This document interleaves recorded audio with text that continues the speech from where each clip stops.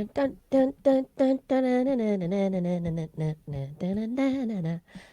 are live. We are live. Going. Doing a show. Starting in 3, 2. This is TWIS.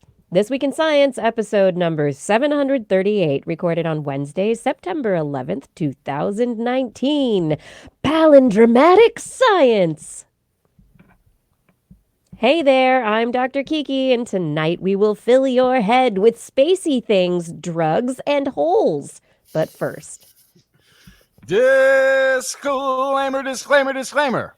Humans are interesting people. Just look around if you happen to have them about.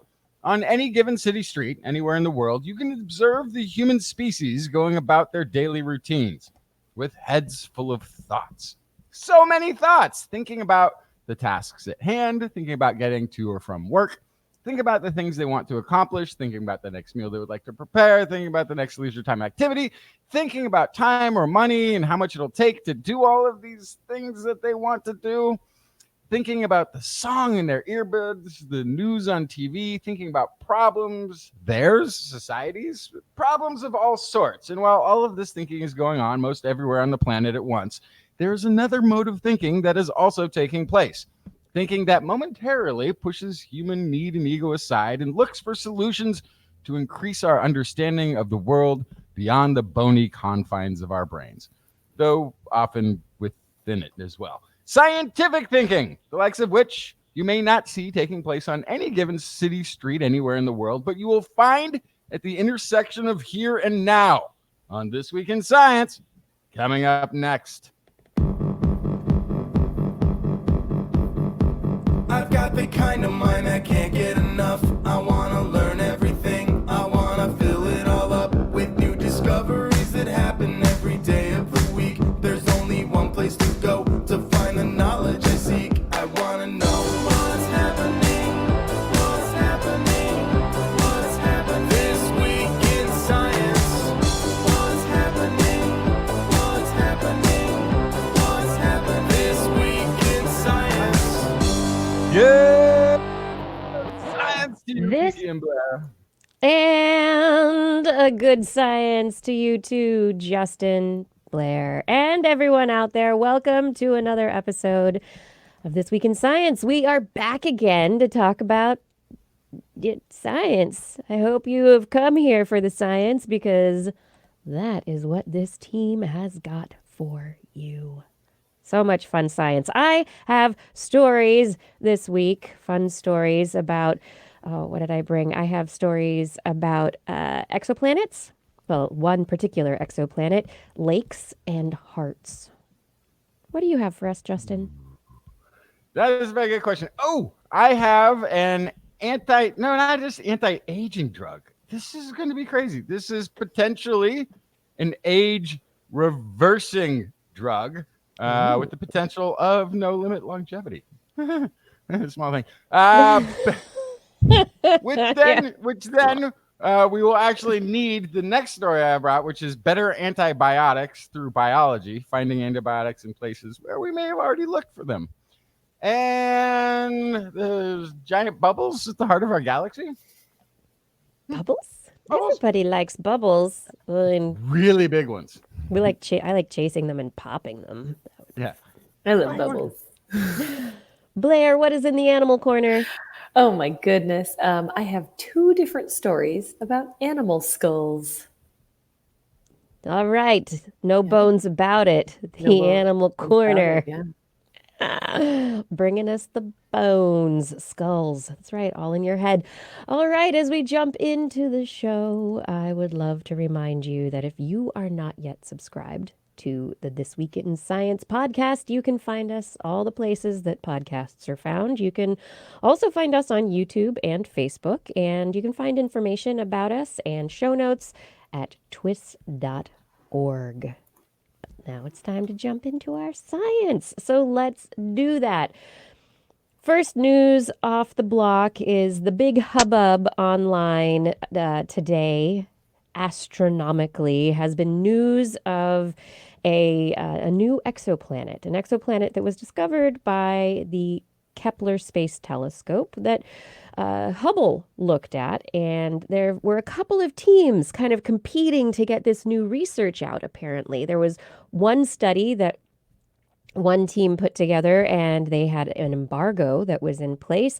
But then another team of researchers came out and published a preprint, got their stuff out there before the other team's embargo broke. And so the two teams had competing narratives about the same research related to this exoplanet, 110 light years away, that the Kepler mission looked at. And yes, exoplanet, we know it transits its host star, which is a small red dwarf star, which are usually pretty active. This one, it does have outbursts, but it seems to be a little bit more quiescent than, or at least, I guess, a little calmer than other red dwarf stars. That's not to say it's not active. So there's still a significant amount of radiation, if not actual heat from the star that's reaching this exoplanet. The exoplanet transits its star in about 33 days, so it's in pretty close,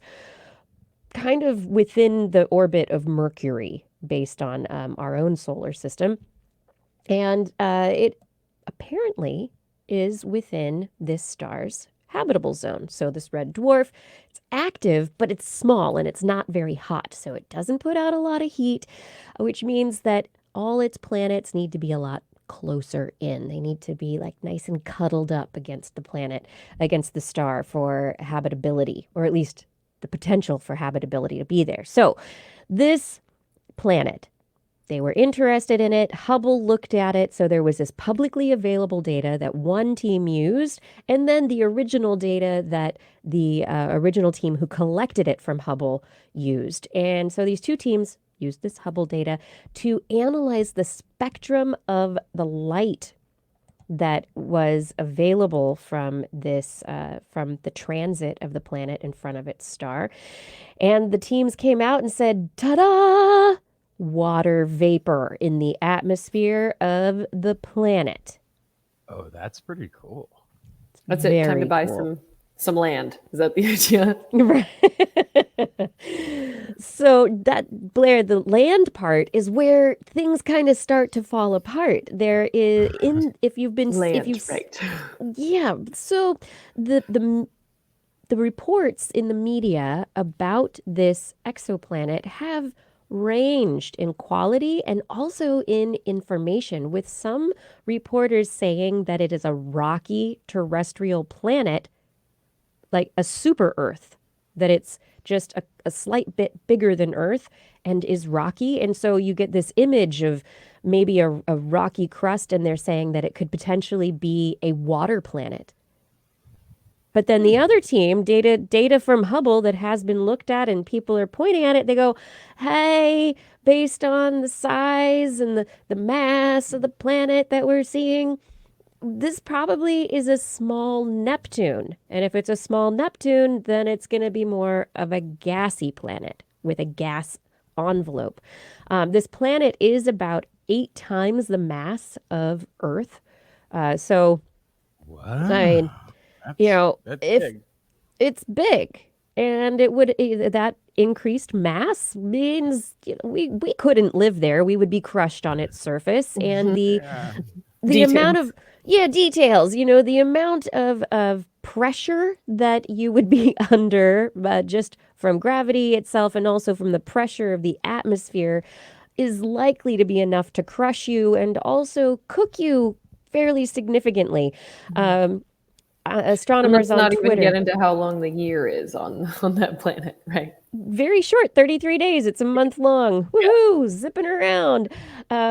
So astronomers are saying, hey, people are talking about this planet being potentially habitable. Now let's talk about what that habitability means. If there's no rocky surface, the possibility of life as we know it, so very slim. But even if there is a rocky surface, let's compare it to another planet in our own solar system that is rocky and terrestrial with a fairly thick atmosphere containing water vapor that is very uninhabitable, Venus. So you're starting to get to the comparison here of this planet, this exoplanet. If you run across this story in the media, just know that the facts are we don't know if it's rocky or gaseous at this point in time. The evidence points to it being more of a small Neptune-like body rather than a super Earth. But there's water vapor. And so the big thing is we are looking at the atmospheres of exoplanets and figuring out whether there's water there. And that is cool. Nice. Yeah. So And I think it's also interesting how close it is. Yeah. If okay, so scenario, if this was a planet that had intelligent life to no greater technology than we have, they would be, what is it now, 20 years, 20 or 30 years away from hearing our first radar emissions. Yeah. So the idea that there is a potentially habitable planet somewhere within the range of in our lifetime having heard the signal from Earth. Now, if they sent the signal back, again, we would have to wait 110 another 100 years. Yeah. right, to get an answer back from them. But if it's pretty close in for another habitable planetoid, though, or potentially, or within the realm of possibility of a thing. Yeah, it's exciting. The realm of possibility. It just opens up the realm of possibility that much more. Yeah, if we're finding water vapor around one, and this is the first, there will be more. And when the James Webb Space Telescope gets up there, as we keep talking about, it'll open up our ability to delve into those worlds even more closely, which is going to be so exciting. Yeah, and the time frame of this also is very exciting in that I think the first exoplanet was discovered, not long ago, within the last couple of decades. So we've gone from the first exoplanet being discovered to water in the atmosphere of an exoplanet. I mean, we're stepping up to seeing things very quickly. Another story I wanted to talk about kind of in relation to this, though, is the question of what is habitable?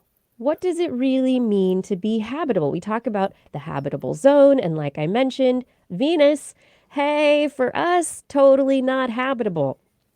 There are hypotheses that maybe there is microbial life that exists in the atmosphere, in the clouds of Venus.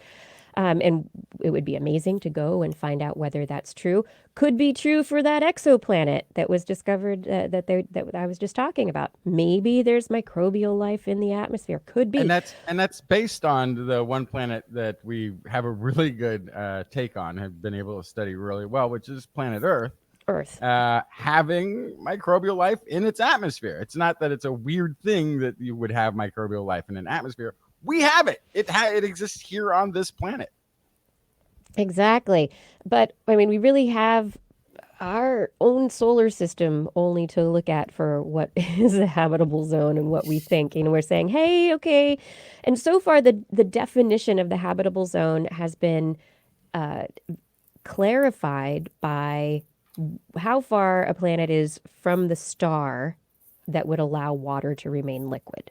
So for dim red dwarfs, they have to be closer. For hotter stars like the sun, they can be further out. But there's another group of researchers just published in the Astrophysical Journal from Harvard University who have said that it's not all about how far you are from the star. It also has to do with how big or massive the planet itself is. And the researchers modeled different sizes of astronomical bodies and to try and determine how small a planet could be before it would lose its atmosphere. So a planet like Mars, we know that its atmosphere, it's lost its gravitational dynamo, and its atmosphere is much, much, much thinner than Earth's. Venus still has a very thick atmosphere. The moon doesn't have an atmosphere to speak of. But what is the delineation, and can we use that to become a richer definition, to create a richer definition for habitability?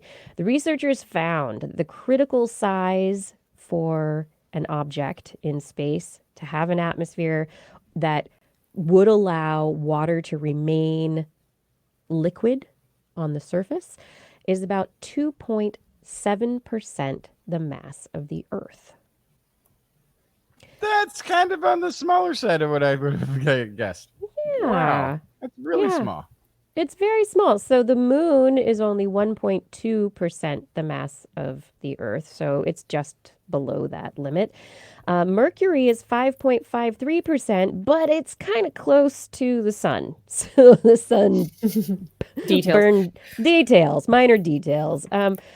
So the estimate they were able to put together is they estimated the habitable zones of small planets around certain stars, like G-type stars like our own sun, and others like red dwarfs, as the exoplanet is orbiting.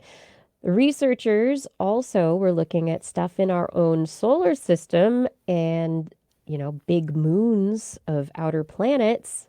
We think they might have life. Europa, Ganymede, Callisto, Titan. What about life on those planets? Well, if radiation from the sun increased, they could be, nice little tropical moons. But these moons, according to this analysis, are too small to maintain liquid surface water, even if they were closer to the sun. So Europa, which is a big one, wouldn't necessarily be a candidate for life, other than the fact that it has its own, there's gravitational forces that are making it hot from the inside, which could keep it. So there are still differences. There are still factors at play. But how big do they have to be? I don't want to derail this conversation too much, but go for it. Let's take a train. I recognize that when we talk about habitability, we talk about things in the realm that we understand what life needs. And it sounds like we're talking about, okay, it could life, would it work? But I can't help but just sit here and think, in the vastness of the universe, who's to say life has to be carbon-based? Who's to say life needs water? Who's to say any of these things, that there's life that can't live under such pressure?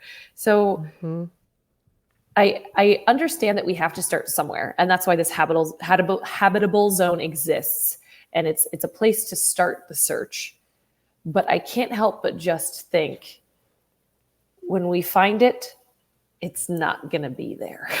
So the argument, and I think we've had this on the show. And, we definitely have. The one argument is that, well, if life could form another way, why didn't it form another way on this planet? Because life formed so quickly now, we're finding, from the formation of the planet. It seems as though if there were other ways for life to have formed, it might as well have done it here as well. On the other hand, then the argument that I think you first proposed was life eats up niches. And if this planet's taken.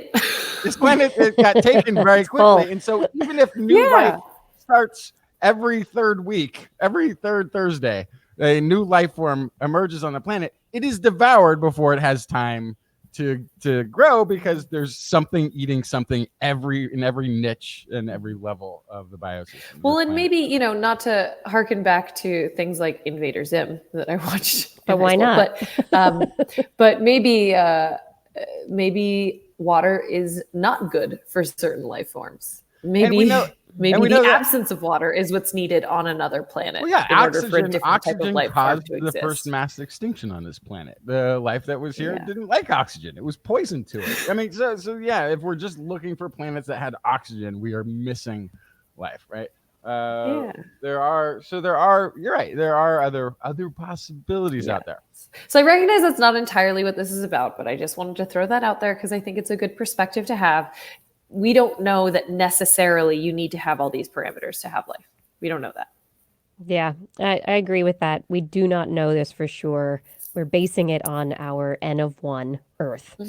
And our knowledge of chemistry in that water is the universal solvent for allowing chemical reactions to take place. But as we know, methane is perfectly good at doing some of that also. So there are other chemical probabilities and possibilities, and you're absolutely right. But we got to start somewhere. And not to not end it somewhere, but there also the argument though that the chemistry of the universe is pretty much the same as far as we can tell. The chemistry. Which how do we know that? We don't necessarily know that. Just the I think the chemical laws. Unless the atomic building we have blocks. an idea, but I feel like I still feel like you could find a new kind of bond, for example.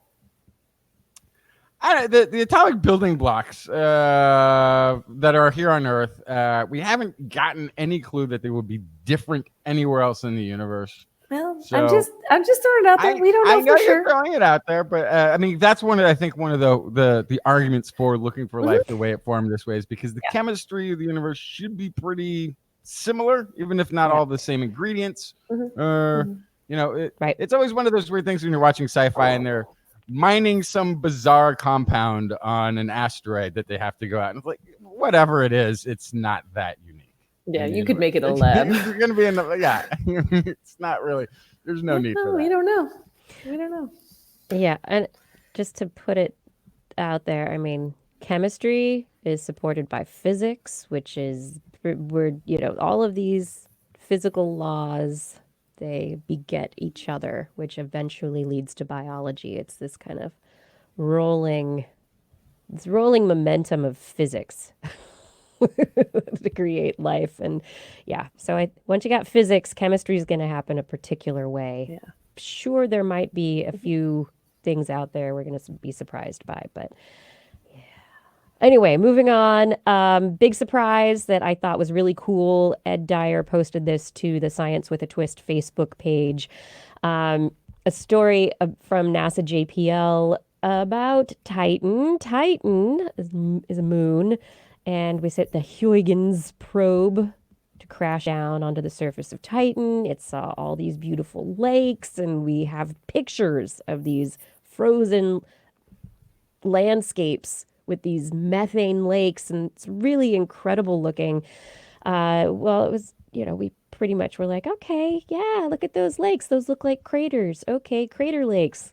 Lots of bombardment. Sure, that makes sense, except people kept looking closely and had second thoughts about that and thought to themselves, some of these lake shores don't look like the typical crater steepness. They're extra steep. They have different features. And so they created a model and determined that it is more likely that some of these methane lakes were caused by explosions from the surface of the moon itself, that nitrogen, pools of liquid nitrogen would have built up in areas, and as the nitrogen vaporized, it could then explode.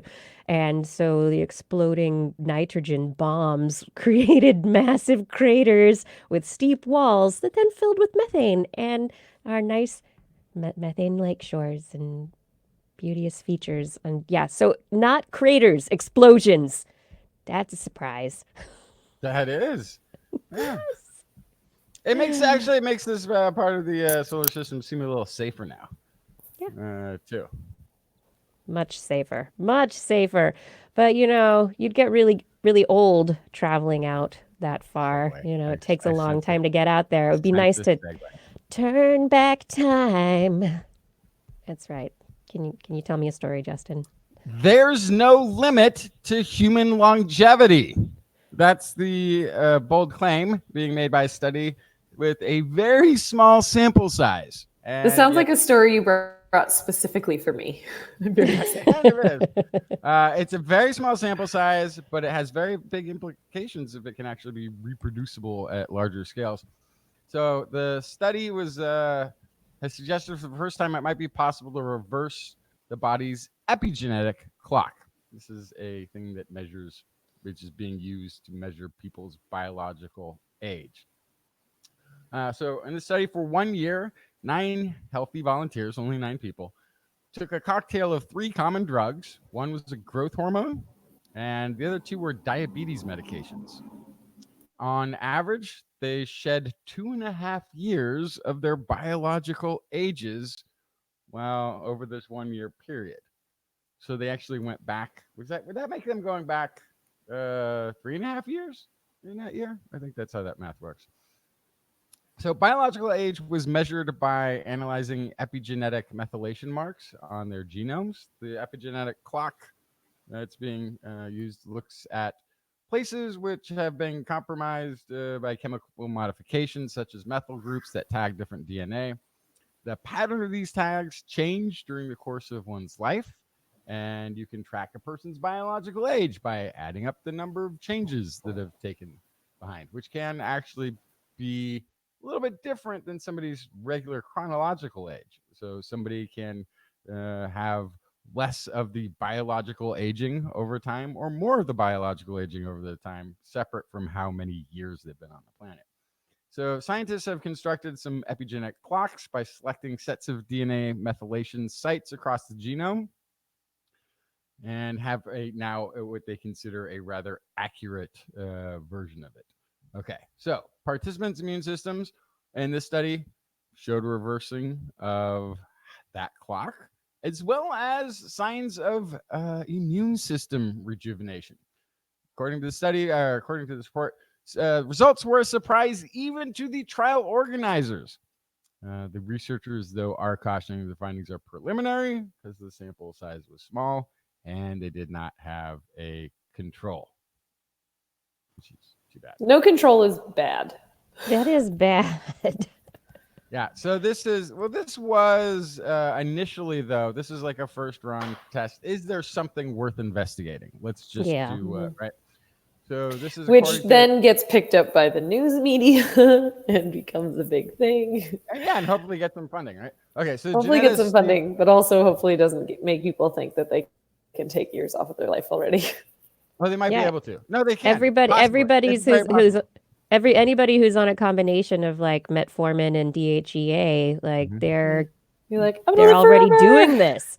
Right. So this is forever. Yeah, they didn't invent the drugs for this. Yeah. So this was geneticist Steve Horvath at University of California, Los Angeles, who conducted the epigenetic analysis. I'd expected to see slowing down of the clock, but not a reversal. That kind of felt futuristic, he says. Findings are published in Aging Cell 1, September 5th issue. This is according to cell biologist Wolfgang Wagner at the University of too many A's in a row, Chen in Germany. It may be that there is an effect, but the results are not rock solid because the study was very small and was not well controlled. Yes, so they do need to do more testing. So the latest test was designed mainly to test where the growth hormone could be used safely in humans to restore tissue in the thymus gland. So this was not a longevity study going in. This is not what they were trying to do. So the gland, which is in the chest between the lungs and the breastbone, is crucial for efficient immune function. White blood cells are produced in the bone marrow, then mature inside the thymus, where they become specialized T cells that help the body fight infections and cancers. But these glands start to shrink after puberty and increasingly become smaller and clogged with fat and all the things that humans interact with in the environment can affect it. So this was evidence from animal and some human studies show that growth hormone stimulates regeneration of the thymus, but this hormone can also promote diabetes. So the trial included 2 widely used anti-diabetic drugs in the cocktail to sort of prevent the onset of diabetes while they were doing this. So they got this good results. This study was led by immunologist Gregory Fai, the chief scientist officer, co-founder at Intervene Immune in Los Angeles. His fascination with the thymus goes back to 1986 when he read a study in which scientists transplanted growth hormone secreting cells into rats, which apparently rejuvenated their immune systems. And he was surprised that then nobody followed up on that initial clinical trial, which happens all the time because there's only so much funding and people are doing a trial maybe at a university, but then they get a job somewhere. So this is the thing that they were trying and seeing. I think we see it all the time on this show where that's really interesting, and then we might not hear about a follow-up on it. So a decade later, age 46, he treated himself for a month with the growth hormone DHEA and found regeneration of his own thymus. So things like this. So I went to the biohacking conference recently, and people are up in arms about these individuals who are injecting themselves with stuff, their own CRISPRized cells and various things. And here's a scientist going, hey, I'm going to do this to myself and test my own thymus. Like, hey, that's self-experimentation. But anyway. Yeah, it's not wise. Under most conditions, it's not wise. We do like the do-it-yourself community. This stuff freaks me out. These are people playing with things they may not know anything about. I feel a little bit better if you have an immunologist who's basing something that he's seen in a study that was already a human trial and doesn't have the funding to do a study and have, other people come in and do it, right? Yep. I can just do a one-off here to see if it does this is anything. Worth spending the next 2 decades of my life pursuing. Right? Worth taking a little bit of a look just to see, is this something I should spend the rest of my life going after? So I think there is a little difference there, but doesn't always end well. Yeah, so this one, though, we'll see if it does end well. So far, it sounds very promising. And this is, like you said, these are all things that are currently in use, just in a new combination. So if it works, I'm first in line. I mean, these are broad medications, and so there will be side effects. I imagine this just won't be like easy cakewalk. Hey, they'll have to figure that out. And once they figure it out and the anti-aging pill exists, I'm first in line. You know what the other side effect is? Not dying. Yeah, no, the other side effect, the side effect of not taking it is you die at some point. Well, and it's, this is again, we're talking about longevity. This is not making the unbreakable human, of course. You're still heir to all of the other You can things still be killed or kill yourself or accidentally. Yes. And this is preliminary. So the study showed a reversal of 2.5 biological years. So is that something that can continue indefinitely, or is it something that has a limit? Does it stop working after a while? Right. Like there's diminishing returns. Yeah. And I'm also curious because if you're reversing methylation, isn't this the epigenetic thing that's passed down to the next generations? Right. So it depends what methylation. Yeah, reversed. There's a weird evolutionary aspect to that too. I think somewhere in there. But. Yeah. We will see. I'm looking forward to hearing more about this in the future, because that's when it's gonna be. But now is the time. What's the time for? It's the time for that part of the show that we call Blair's Animal Corner. With Blair. She loves our creatures, great and small. Biped, millipede, no pet at all. If you want to hear about animals, she's your girl. Except for giant pandas and squirrels. There's Animal Corner. Yeah, Blair. Well, I got to tell you first where I am, since our viewers might see that things look and sound a little bit different. I'm in New Orleans right now for the AZA conference. That's the Association of Zoos and Aquariums. And there's about 3,000 people here for this conference. And today I was running around the Audubon Zoo with a bunch of people from the Marine Mammal Center. Hi, Adam, at the other end of the room here. Hello. I have Andrea from the Monterey Bay Aquarium. I had friends from St. Louis Zoo, other coworkers from San Francisco Zoo. We were having a great time. And one of the things that we did today was we explored a huge exhibit in the Audubon Zoo called The Swamp. The Louisiana Swamp. And I had a great time because it was full of gators. And for those of you following my social media today, you might have seen quite a few posts about alligators. I love them a lot. I think they're fascinating animals. And I love spending time with them, checking them out, learning about them. And it just so happens, I didn't even make this connection until later on, that one of the stories I brought today has to do with gators. So this is a study from the University of Missouri, Ohio University, and University of Florida. And the headline for this story is actually all about the T-Rex. So where do these two things connect? Well, T-Rexes and alligators have some things in common. Their skulls actually are very similar. They have holes on the roof of their skulls that other animals, other reptiles, birds, animals in general don't have. They have these holes on the top of their skulls, and they're filled with blood vessels. Now, previously, the thought that has been consistent for over a century is that these holes actually were anchor points for muscles. So these dorsotemporal fenestra means window in Latin, so that's always when there's holes in skulls, they're called fenestra. So these had previously been, were considered to be filled with muscle and were all about jaw, muscle, and bite, force, and all this kind of stuff. Now, the first thing that comes to mind that's kind of weird about that is that in the past century, we've learned something about T-Rexes that are very different than what we thought before. They don't appear to be predators.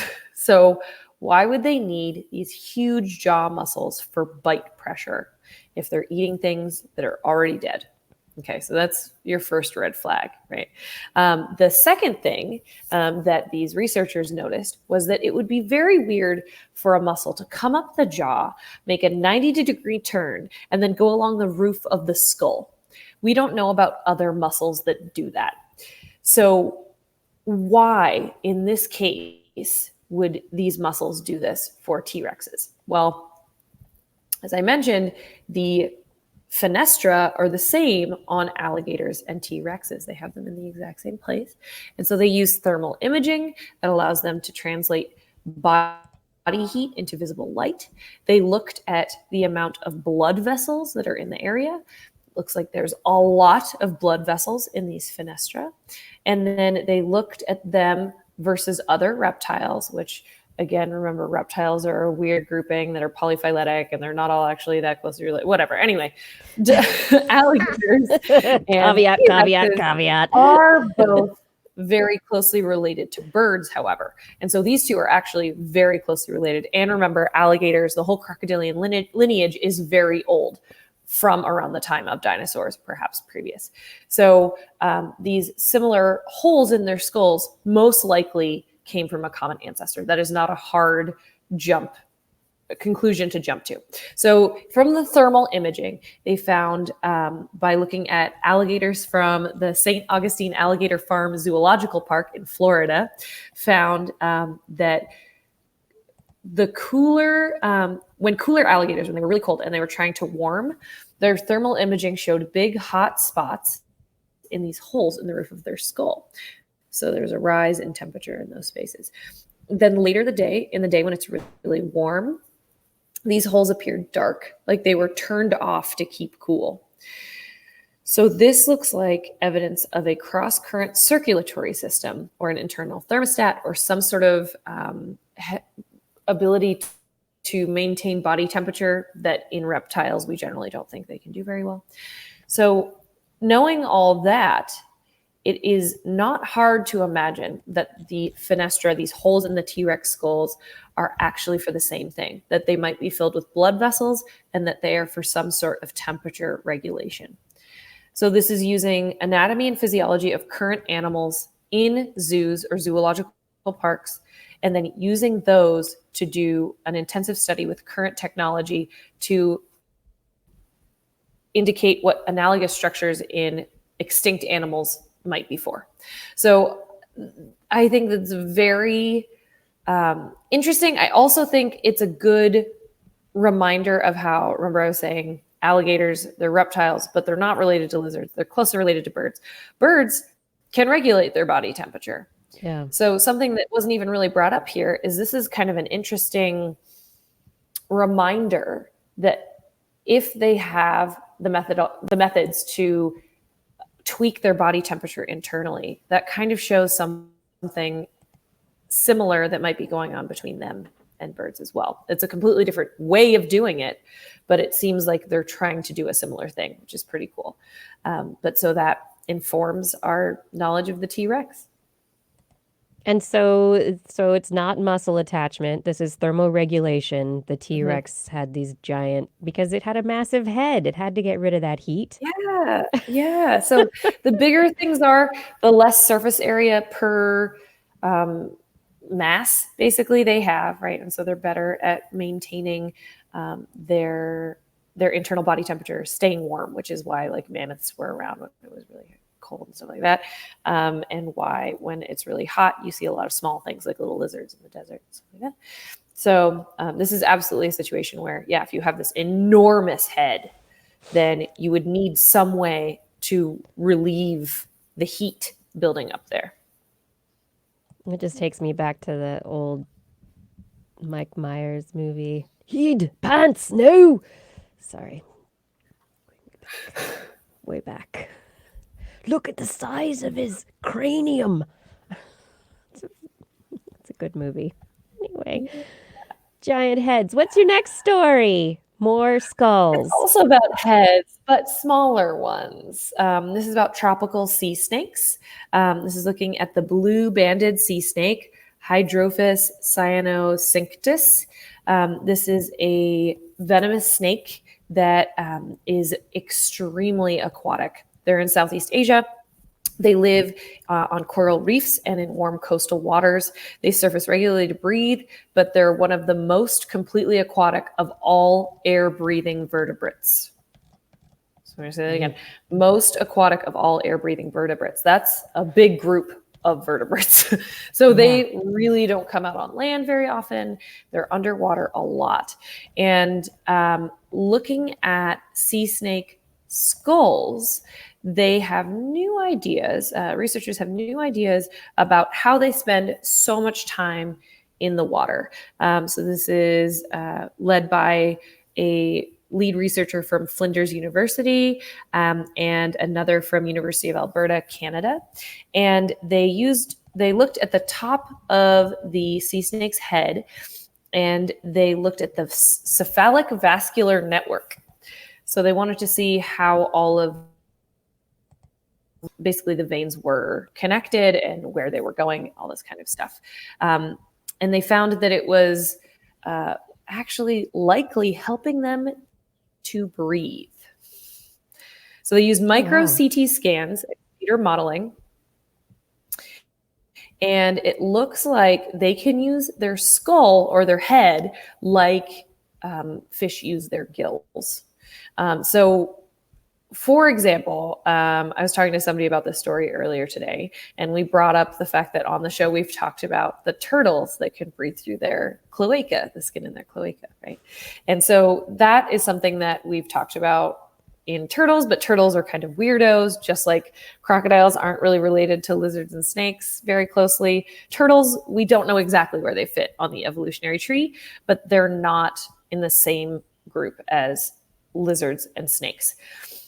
And so the fact that turtles can do that kind of makes sense because likely they branched off from a common ancestor with amphibians way earlier than lizards and snakes did. So lizards and snakes are known for having this watertight skin. Turtles, it's a gray area. But this is a new development in that kind of expectation that reptiles have, or that lizards and snakes have this watertight skin. It looks like they use this extremely vascularized network across the top of their head and absorb oxygen directly from the water. What? So the water diffuses through the skin between the scales, gets in there in the tissues, and the snake's like, I'm just gonna, have a little water weight gain, and then there's oxygen. And so it's likely just the oxygen. The way that gills work, right? They're kind of breaking open the water molecule and pulling out the oxygen. And so they think that this is working a lot like that. Gills. Like gills. Mm-hmm. So diffuse capillary network close to the scales, between the scales, that is just acting as a barrier, part of the barrier, and doing that diffusive oxygen gathering. Which then do they really have watertight skin? Sounds like not on the top of their head. And then the question becomes, when did this happen? Is it something that happened most likely after all snakes had watertight skin, that these guys then all of a sudden they evolved away from that, at least on the top of their head, so that they could pull oxygen from this area, which then there's all sorts of questions about, do other sea snakes have the ability to do this? If not, this is a brand spanking new evolutionary development in snakes. I mean, so here's my question. Could be. No, seriously, have you ever heard of snakes with gills, Justin? Well, here's my no. I mean, but here's my question though, and because I don't know anything about snakes, I need a zoologist for this one. I'm wondering if snakes have ears. Yes. They do. Yes. They do. Okay, because isn't somehow? But they do not have external ear openings, so they have all of the same stuff internally, but no hole into their head. Because somewhere between the jaw and the ear was genetically where gills were in fish, correct? Sure. Yes. But the gill aren't into inner ear bones in a lot of vertebrates. Okay. So, but what I'm wondering is, this is in the region of if the gill was at the tail or something, that would seem like very, or somewhere further away. But of course, it has to be above the. That is a good convenient. Well, but remember, the turtle, their surface area that they breathe through is all the way at the other end. Yeah, but I don't know. I understand where turtles come from. I think they're aliens. But could this just be? No, well, my point is though, could this just be sort of not an evolutionary sort of advance in like creating a new thing, but repurposing genetic capabilities for gill type activity that was not getting used for generation after generation after millions of years, maybe even. But then there's a way to figure that out. One is to look at fetal development of these structures. Where does the tissue come from? So that would be the main way to find out if this is at all related to gills. Now, let me explain real quick. These are nothing like gills. There's similarities in that these they pull oxygen out of the water molecule. So the basic mechanism is the same, but the structure is very, very, very, very different.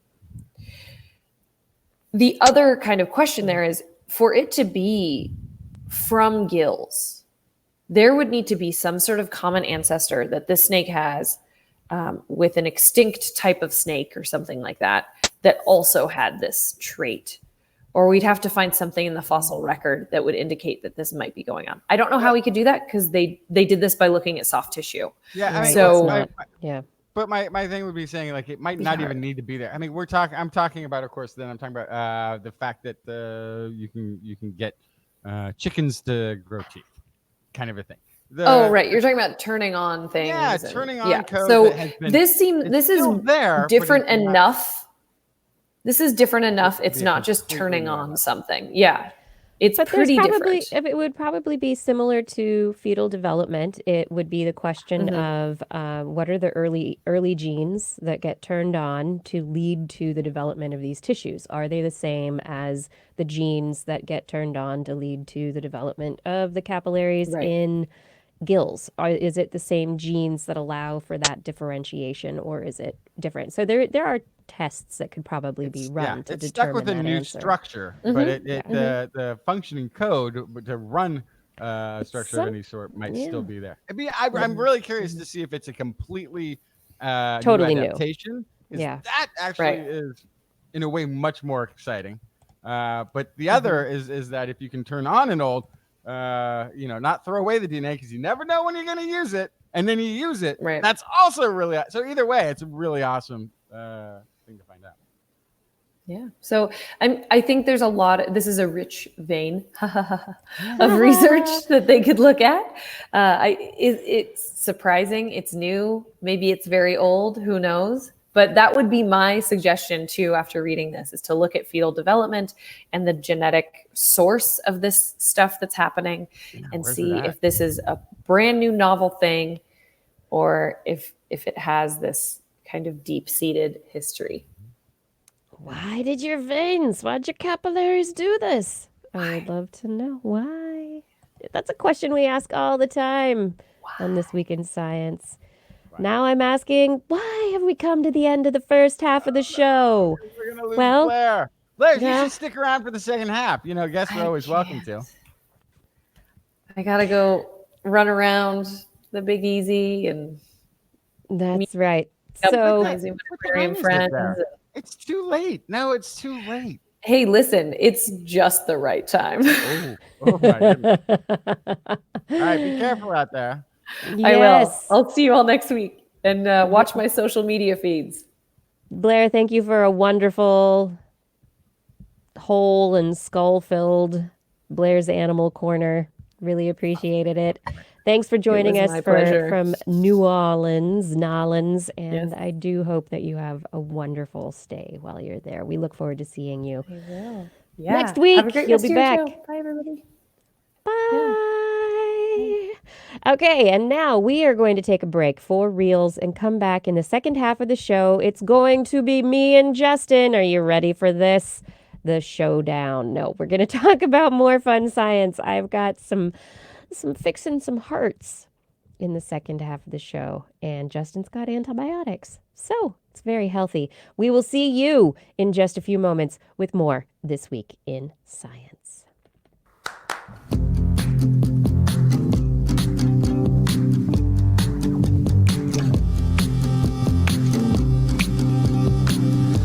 Can't explain things you've heard with more than intuition. A line breeze that shows the way to go. New conclusion. The methods of hypothesis and patience are the only things I need. Put on a pair of goggles and go looking for the things I couldn't. Thank you for joining us for another episode of This Week in Science. We are here every week bringing you science news stories and discussion that goes as in depth as we can get. We want to know where this research is going. We want to know what the implications are. We want to talk about that. We want to ask the big questions. We want to ask why. We want you to be curious as well. And we hope that you enjoy bringing us into your lives every week and that you share us with others. It's a big ask for us. We need your help getting TWIS out to more people. That's right.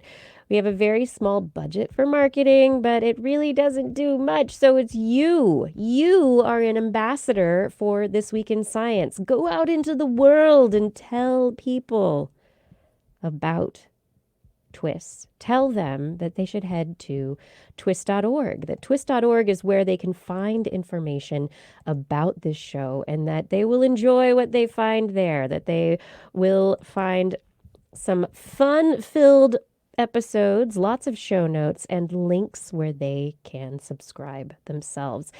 At that website, they will also find that website, TWIS.org. They will also find links to the Zazzle store. You'll find them there too. Zazzle store will take you to our store for TWIS merchandise. That's right. You can find your TWIS hat, your TWIS mug, a tote bag, a t-shirt, wrapping paper. There are so many neat items in here. Some of them with the TWIS logo on them. Others are pieces of art, works by Blair from previous Blair's Animal Corner calendars. Back at twis.org, there is another link. It's a link to our Patreon. Patreon is where you can become a part of the supportive community of individuals who help us financially. You can become a patron by clicking the red button to become a patron and choose an amount. You'll be charged only once per month. $10 a month and above, and we will thank you by name at the end of the show.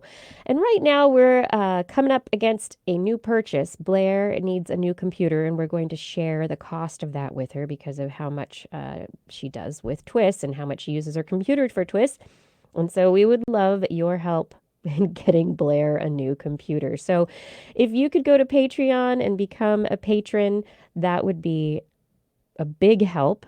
Another way that you can help get that computer for Blair is to click the yellow donate button at twis.org. That yellow donate button at twis.org will take you to a PayPal interface where you can make a one-time donation of an amount of your choosing.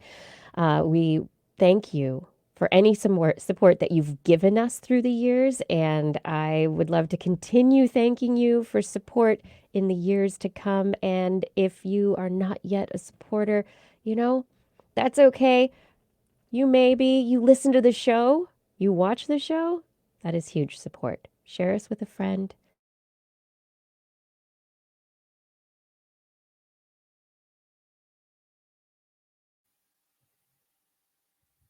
Uh-oh.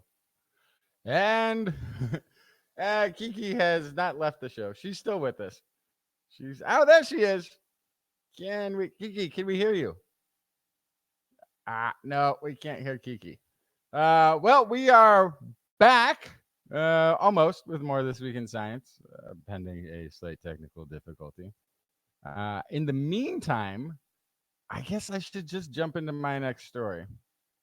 This is an unfortunate. This is a thing that happens once in a while on the shows, which I get a story. This is published a couple days ago in Nature, and I got sent the link to this story by a listener, but I don't have full access to the journal, so I can tell you the story. No, I'm back. What are you doing? I'm going on with the next story. No, we have to do that part of the show. What is? Okay, we can do that. We are back with more This Week in Science. We are back. Thank you for listening. It is time for the segment of the show called This Week in What Has Science Done For Me Lately? Oh, I miss my crew of people singing with me. Anyhow, science helped me get a new ACL so I could play Ultimate again. Many cool things made that happen. The MRI was pretty badass.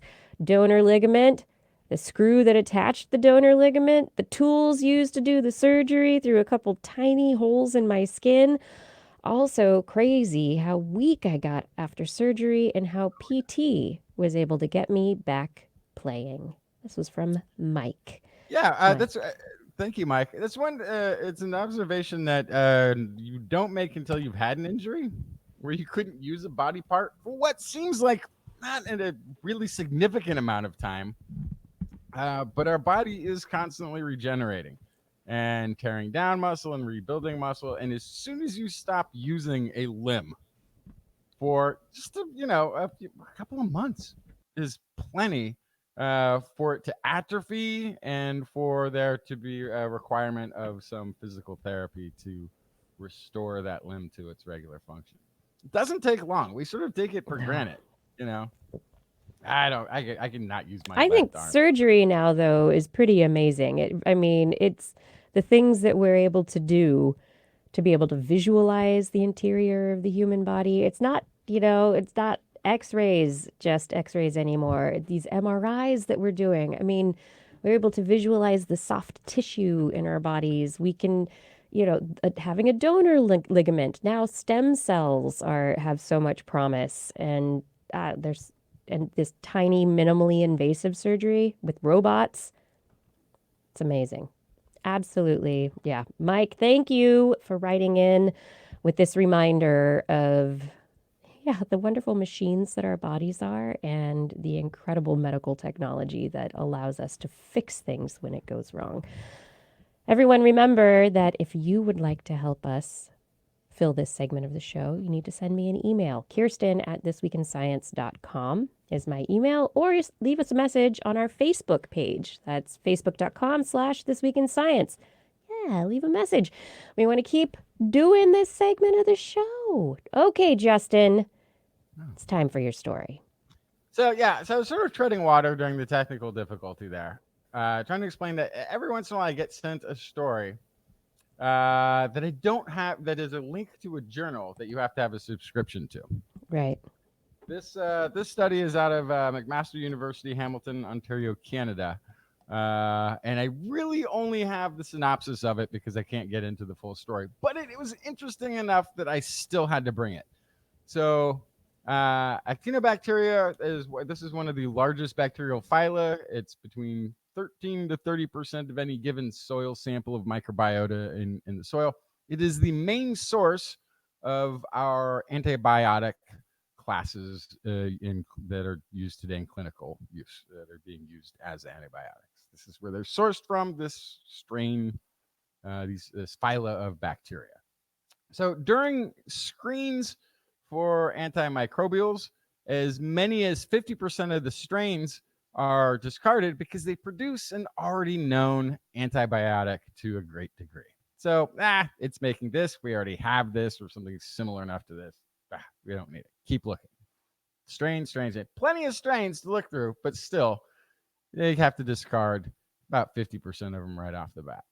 However, it's been discovered each strain has the capacity actually to produce many more compounds than that main one. So strains that are abandoned because they already are characterized by their antibiotic use that could interfere with screening for purification of newly discovered compounds still causes these to be set aside. So in this study, what they did is they applied CRISPR-Cas9 to knock out genes encoding some of the most frequently rediscovered antibiotics that are already known or used.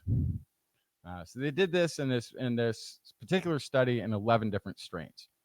And their approach led to an uptick in the production of different antibiotics that would otherwise have been masked by this overriding one. So they were able to rapidly discover rare and previously unknown variants of antibiotics in a what is basically they're calling themselves a strategy that is very simple and could be applied to existing strain collections to realize biosynthetic potential that nature has already developed for us. I really like the approach and the deep dive. There's a few things. So there is the understanding that in the microbial warfare that takes place between bacteria and fungi, there are constantly antibiotics of different forms being created by both sides to attempt to eliminate the other from their environment. In these, they have to have not just a single strategy, they have to have a multitude of strategies to combat the multitude of foes, as it were, that they will encounter. So there is a spectrum of antibiotics, as this is showing, that are there. And while some are being favored, we are now discovering shutting off the main ones upticks and allows production of the others that we may not have been able to so readily produce or see. And that gives us a huge advantage then in coming up with the next waves of antibiotic medications. It's also interesting is I kind of wonder too if some of these that are now sort of down-regulated, maybe that's because they're not as effective. Maybe because there's only a small group of things that they might encounter. Those small group of things they may encounter might actually be a thing that's very deadly pathogen to humans, but just is a minute in the soil environment. Not a big deal there, but is a big deal in humans.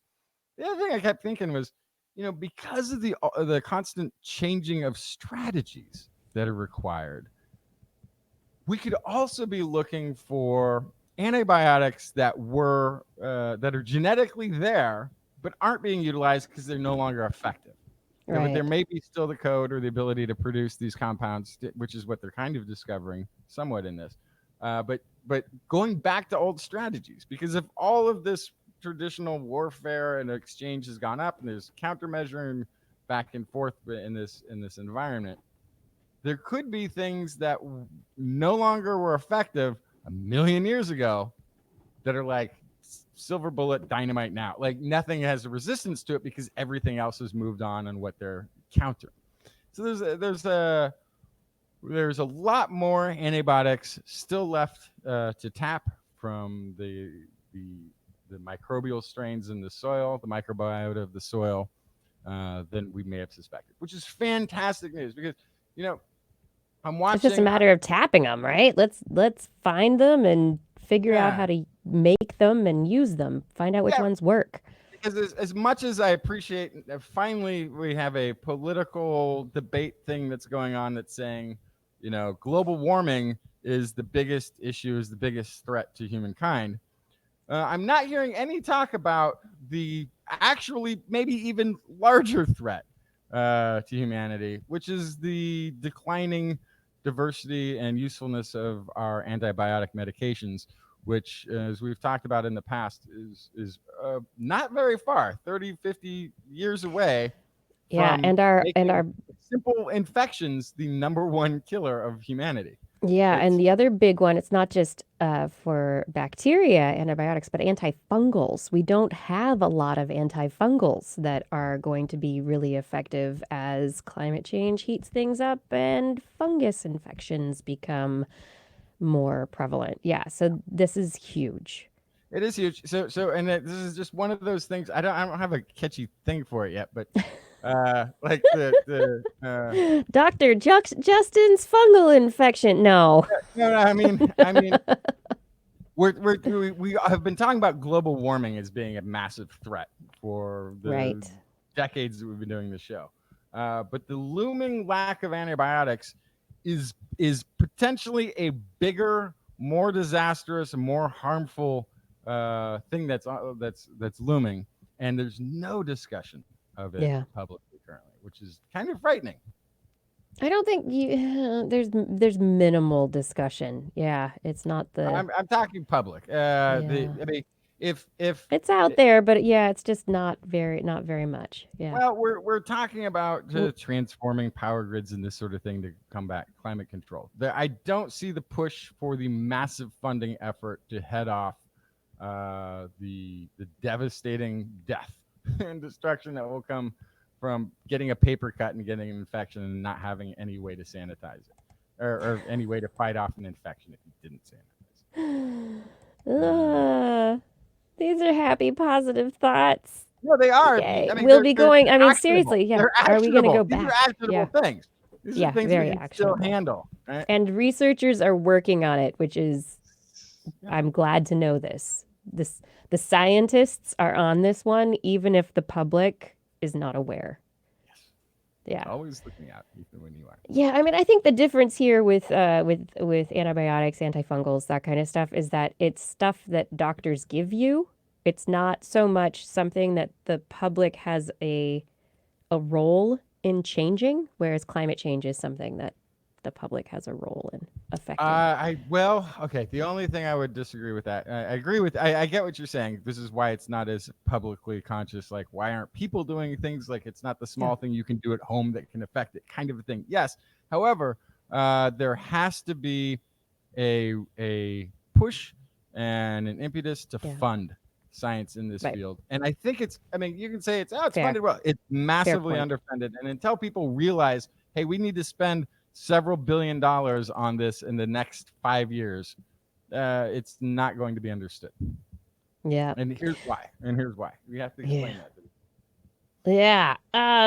Okay, moving away from scary news that's like, will we make it? Are we going to have enough of these antibiotics in the future that we need. Let's move away from that and let's think about our hearts. Let's go right into our hearts. Ah, broken hearts are bad. Okay, so myocardial infarctions are a leading cause of death.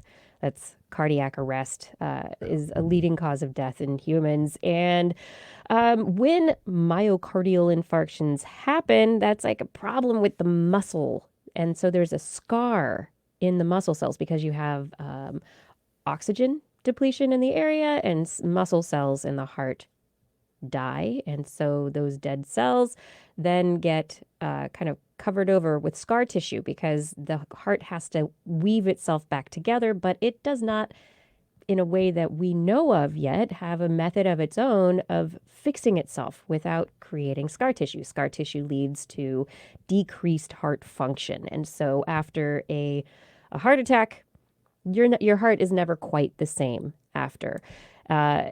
Researchers published today in Nature the first proof of concept of applying CAR T, cancer immunotherapy, to cardiac fibrosis. That's the scar tissue in those muscle cells. Right now, there's absolutely no therapeutic option. Researchers are trying to work on stem cell patches, ways that we can patch the healthy cells on either side of that scar tissue together. There are other questions as to whether stem cells could repair that, but we haven't seen evidence of it yet. However, these researchers, Jonathan Epstein and his team, found that when they used this immunotherapy treatment on mouse, not human, but mouse hearts, this fibrotic tissue in the hearts, that the fibrosis disappeared quickly and the treatment was working,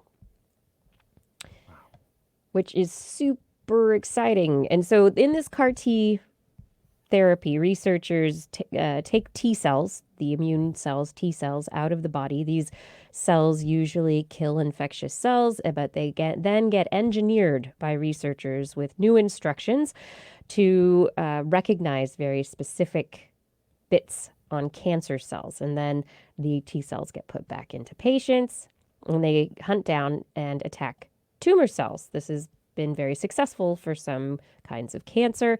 The researchers, though, thought, hey, what if we put the fibrotic tissue tags on these T cells and had the T cells hunt down the scar tissue in the heart? Well, that's what they did. Wow. And so when they engineered this, they tested it on mice, and so now we have basically cured heart attacks, or not heart attacks, but the recovery from heart attacks in mice. The hearts of the mice that have been treated 1 week later, and again at 2 weeks, they were treated, and after 4 weeks, they showed less fibrosis than untreated mice. At 8 weeks, 5 of the 7 mice had almost no fibrosis at all, where the untreated mice still did. And they recovered some of their systolic and diastolic function, so their hearts were better off than before the treatment. It's a very interesting proof of concept. There's a long way to go before this can be used in people, but yes, find more reasons to get CAR T therapies going. This is the one thing. So I've got the leukemia, which is the thing that the CAR T anti-cancer therapy can cure within 72 hours. It runs, the white blood cells run through the body with this with the hybrid CAR T engineered version, and they eliminate cancerous white blood cells all the way into the bone marrow where it is produced, to where people who have had this treatment are cured within 72 hours and potentially are immune from ever getting it again, because the body still remembers. So now I'm curious, in this case, if the white blood cells that remain are still having this capacity to prevent any sort of the buildup on the heart, Yeah. That's a pretty. I mean, that could might not just be that one off. It might stay that way. They may stay active and continually be monitoring. So it's a fantastic technology. It is. You're talking about proof of concept stuff. We're talking about extremely expensive procedures in this day and age. But the more applications, the more researchers that are working on this, the more companies that get involved, more public funding there is, the quicker I can say what has science done for me lately and not what it could do for me potentially. Yeah. I mean, I think that's a huge point because technologies like this, they're super expensive when they are rarely used, but the more broadly used and produced they are, it's economics, supply and demand. Yep. Yeah. And if it's something that is scalable, then those laws of economics definitely apply. So, Yeah. yeah. And It's leukemia it's it's neat. not leukemia is not that big of a deal. It's big enough. A lot of people have it. It's not that big. But recovering from a heart attack treatment that's successful, that's the kind that's the mass produced style that we could write on the coattails of or the other technology. Right, this is one of those things. Now we got to figure out a way to apply it to dieting and Yeah, pet so health. I don't know. that's I think that's the interesting question now is, what else could this CAR T therapy be applied to if it's this antigen, it's this targeted, you tell the T cells this is where you're going to go and this is what you have to go attack. It's very targeted. So what else can you do without Basically, terrible side effects, right? Without causing an autoimmune cascade or anything, but I mean, so it's I'd love to know. basically from what I can tell, it could be a potential to take on any bloodborne pathogen or anomaly, or I Yeah. mean, we could be talking about, and then this story has got me thinking too. Can this do artery repair? Can Hmm. this remove cholesterol? Like, are there other things that this could be What applied else? to? And Yeah. again, you have to remember it is going to be constant. It'll stay there. So if you're just going to remove cholesterol from arteries, now you're just removing cholesterol from blood and anywhere. Like that might not, that might be one of those cascading things. It might not be useful for everything, Yeah. but there's a tremendous amount of potential for this technology. So much. Tell me about bubbles. So there's an international team of astronomers that have discovered one of the largest features ever observed in the center of the Milky Way. It's a pair of enormous radio emitting bubbles. And these bubbles tower hundreds of light years above and below, wherever you consider above and below to be, the central region of our galaxy. And an hourglass-like feature. Bigger than other radio structures, the galactic center is likely the result of a phenomenally energetic burst that erupted near the Milky Way's supermassive black hole a few million years ago. This is quotey voice of Ian Haywood of the University of Oxford, who's lead author in the article, which is in the journal Nature. The center of our galaxy is relatively calm when compared to other galaxies with very active central black holes. Even so, Milky Way's central black hole can, from time to time, become uncharacteristically active, flaring up as it periodically devours massive clumps of dust and gas. It's possible that one such feeding frenzy triggered powerful outbursts that inflated this previously unseen feature.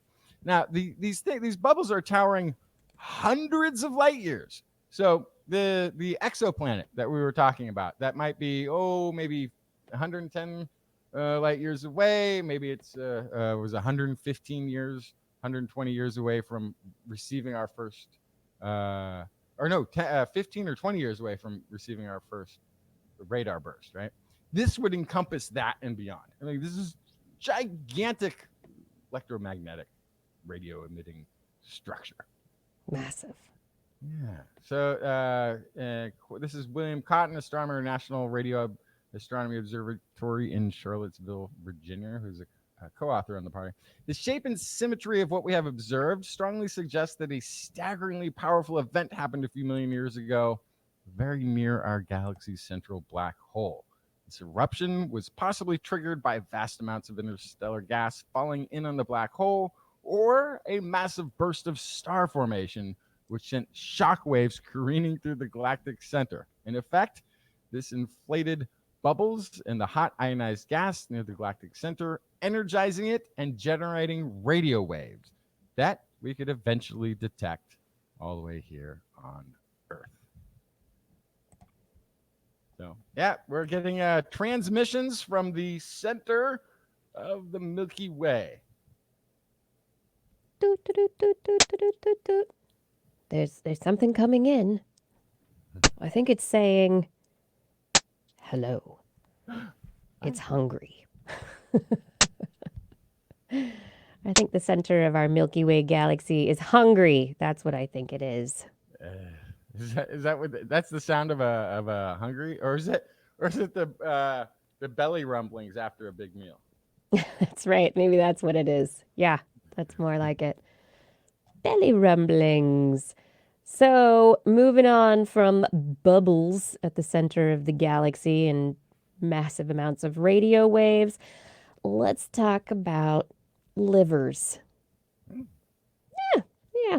Well, livers, they're one of the organs that gets transplanted when people need transplants. And unfortunately, livers are not all that available. So any donor organs have a shelf life. They don't last very long, and there is a whole system that is set up to get organs like livers from a donor person to the recipient, and there's a clock that starts ticking the minute the donor dies and the organs are harvested for transplant. Now, one thing related to this is what if we could store organs or at least extend their longevity just a little bit longer? It's because right now they get cooled, they're put on ice.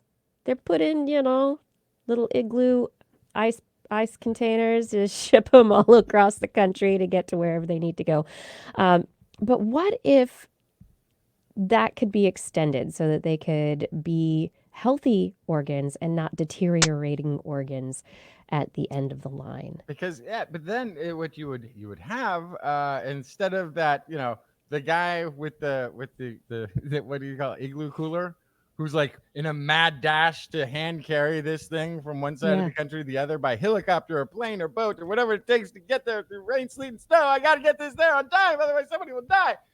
You could just have a bank of them, sort of permanently in stasis of some sort where they weren't decomposing, and you could just pull one off the shelf whenever needed. Right? If we could pull them off the shelf, that would be amazing. This study doesn't go there. But what it does do, researchers have created a chemical treatment that keeps organs from freezing at sub-zero temperatures in the Celsius range, that triples the lifespan of the typical liver that's donated. The lifespan is normally 9 hours, extends it to 27 hours, which allows much greater window to be able to get an organ to someone who needs it. Now, this new methodology is pretty amazing. They were able to perfuse the liver with chemical compounds, a cocktail that contains trehalose, which is a type of sugar, and glycerol, another kind of sugar, and they act like gentle antifreeze. An antifreeze that's not like the antifreeze from your car that if it drips in the driveway could potentially kill a cat. No, not dangerous antifreeze, but nice antifreeze that the cells like and that they will flush out if at the end of the line you perfuse them with blood, that it just gets switched out one for the other and everything's fine. What the antifreeze does is it keeps ice particles from forming. When ice particles form as cells freeze, the cells burst. Shards, like shards of glass piercing, but it's ice, piercing the cells, and their insides spill out. And it's just not a pretty picture. And it means that there is damage to the organ. So this antifreeze keeps the ice from forming. and allows these organs to be kept at a very cool temperature that allows them to not deteriorate, not to break down, not to have that damage. And at the end of the line, the researchers in their experiments were able to reperfuse. So they perfused their livers, reperfused them at the end of the line with blood at body temperature that would simulate a transplant. And the livers they found survived completely unscathed, could take up oxygen, produce bile, and perform normal liver functions outside the human body.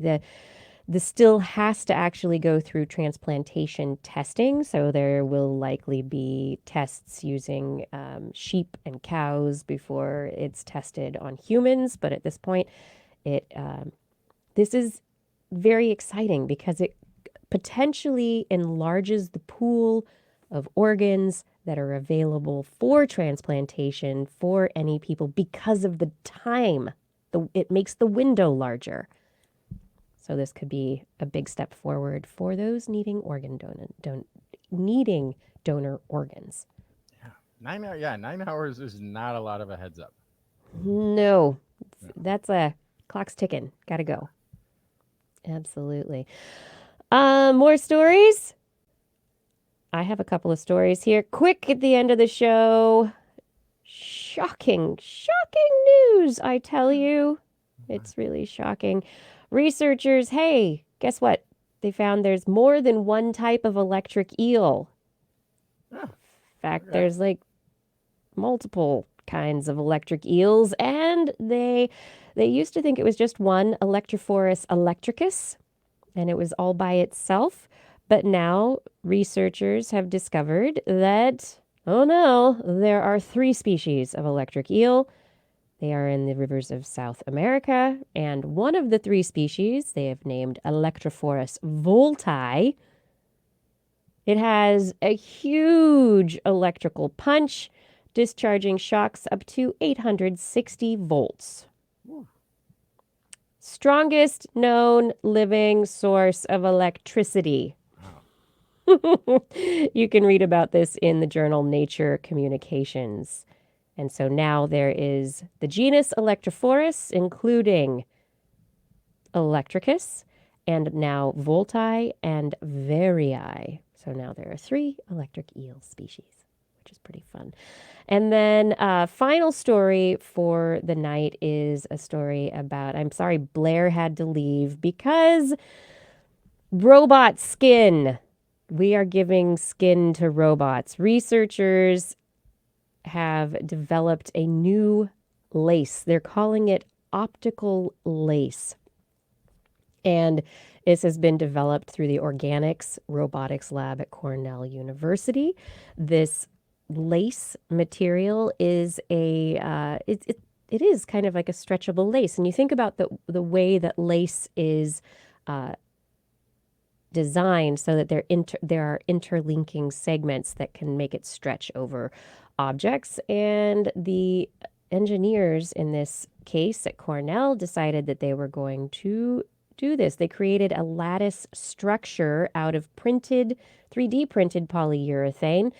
Its core is threaded with stretchable optical fibers and has more than a dozen mechanosensors and also an LED for illumination of the fibers. This robot skin is also being considered as, so it's being considered not for something that would go underneath a covering for a robot, but that would actually be its skin. And then the second aspect of this that would be very interesting is that this is a washable material, and researchers think that it could be used for clothing, and that the clothing would be useful in for haptic feedback, say in VR situations, or in what am I thinking? Not in haptic feedback, and also in motion capture situations. So the sensors throughout the lace, if they were embedded and made into clothing, would enable it to capture the motions of whoever's wearing the clothing, and that could be turned into an electrical signal that could then be fed into a computer for motion capture, for gaming, for Well, VR. For diagnostics too. For diagnostics, great idea. You're leaning a little. You're putting a little more extra pressure on your left leg. For sports, hey, you're dropping your elbow when you take that shot. You could apply this to any place where humans are really involved in, and then you could just look at somebody who's got a specialty, an athletic specialty or physical specialty in something that they do, and you can train a robot to do it because you have all the data. Yeah, right, exactly. And now I have that data, and we'll put it into our robot, and now the robot will do it. It There is you go, Tom. wonderful. Yes. Yeah, in the chat I can't room. wait till we have an actual robot league they're an android league of athletes that are allowed to do helmet to helmet contact in football again. That's really Let's have not people hurt their brains. But then we get into the question of at what point do we not want the androids to do it, because that they're conscious also, and it just keeps going. As A long as rabbit hole. the coaches are also androids, I think it's fine. Yes, as long as they're all androids. Yeah. So, yes, robots are getting better skin, and it is exciting. And I think we have come to the end of another episode of This Week in Science. Do you have any more stories, Justin? Nope. You're out of them? You're like, that's it. All right. Well, it is time for me to say thank you. Thank you for joining us for another episode of This Week in Science. Thank you to Identity for recording the show. Thank you to Gord for being on that chat room and helping out with the chat room. Fada, thank you for your help in the YouTube chat room and for your help with social media and show descriptions. And I would like to take this moment to thank our Patreon sponsors. Thank you to Paul Disney, Andrew Swanson, Craig Landon, Andy Groh, Ed Stu Pollock, Philip Shane, Ken Hayes, Harrison Prather, Charlene Henry, Joshua Fury, Steve DeBell, Alex Wilson, Tony Steele, Richard Porter, Mark Mazaros, Jack, Matthew Litwin, Jason Roberts, Bill K., Bob Calder, Time Jumper 319, Eric Knapp, Richard, Brian Condren, Dave Neighbor, Donald Mundis, Sarah Forfar, Dan K., Matt Bass, Darwin Hannon, Patrick Pecoraro, Ben Bignell, Jean Tellier, John Gridley, David Williams, Corinne Benton, Adam LaJoy, Sarah Chavis, Rodney, Tiffany Boyd, John Bertram, Mountain Sloth, Seth O'Gradney, Stefan Albaran, John Ratnaswamy, Dave Friedel, Daryl Myshak, Paul Ronovich, Sue Doster, Dave Wilkinson, Noodles, Kevin Reardon, Christoph Zuknarek, Ashish Pants, Ulysses Adkins, Artyom, Rick Ramus, Paul, John McKee, Jason Olds, Brian Carrington, Christopher Dreyer, Lisa Suzuki, Jim DePoe, Greg Riley, Sean Lamb, Steve Leisman, Kurt Larson, Rudy Garcia, Marjorie, Gary S., Robert, Greg Briggs, Brendan Minish, Christopher Rappin, Flying Out, Aaron Luthen, Matt Sutter, Mark Hessenflow, Kevin Parachan, Byron Lee, and EO. Thank you for all of your support on Patreon. And if any of you are interested, in supporting us on Patreon, you can find a link at TWIS.org. On next week's show, we will be back again at 8 p.m. Pacific time on twis.org/live.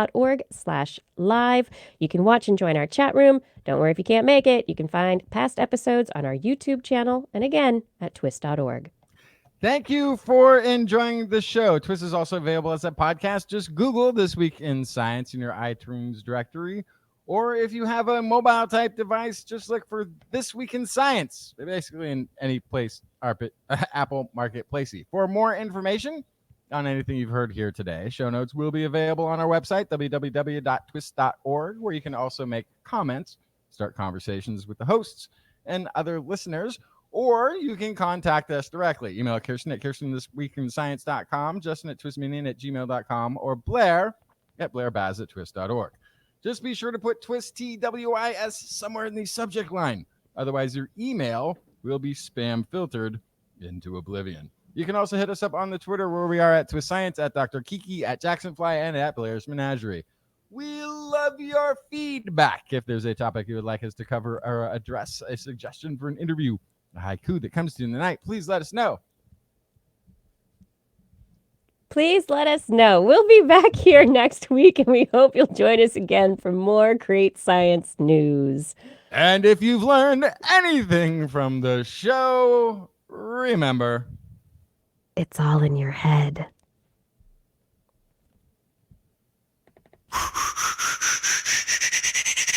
This week in science. This week in science. This week in science. This week in science, it's the end of the world. So I'm setting up shop, got my banner unfurled. It says the scientist is in, I'm gonna sell my advice. Show them how to stop the robots with a simple device. I'll reverse global warming with a wave of my hand. And all it'll cost you is a couple of grand. 'Cause this week's science is coming your way. So everybody listen to what I say. I use the scientific method for all that it's worth. And I'll broadcast my opinion all over the earth. 'Cause it's this week in science. This week in science. This week in science. Science. Science. This week in science. This week in science. This week in science. Science. Science. Science. I've got one disclaimer and it shouldn't be news. That what I say may not represent your views. But I've done the calculations and I've got a plan. If you listen to the science you may just yet understand that we're not trying to threaten your philosophy. We're just trying to save the world from jeopardy. Jeopardy. And this week in science is coming your way. So everybody listen to everything we say. And if you use our method instead of rolling a die, we may rid the world of toxoplasma gondii. 'Cause it's this week in science. This week in science. This week in science. Science. Science. Science. This week in science. This week in science. This week in science. Science. Science.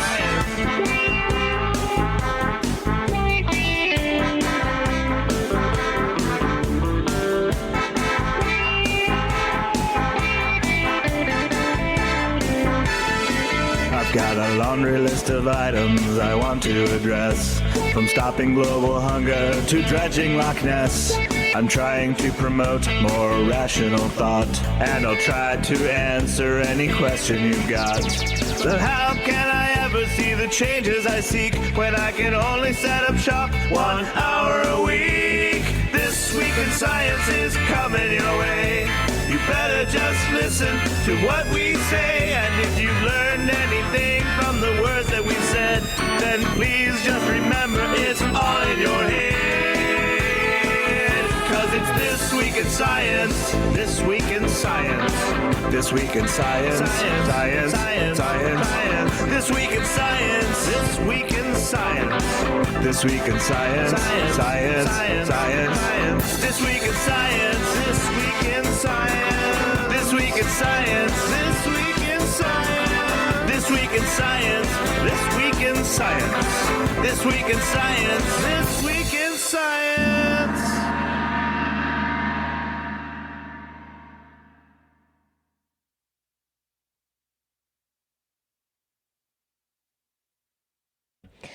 We have come to the end of another show. We have come to the end of another show.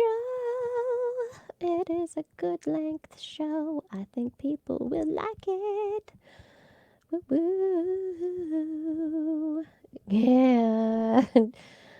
I don't know if the Alesis will fix it because I think it might just be his sound card identity for. How do I turn that off? Boom! There we go. Don't have to screen share anymore.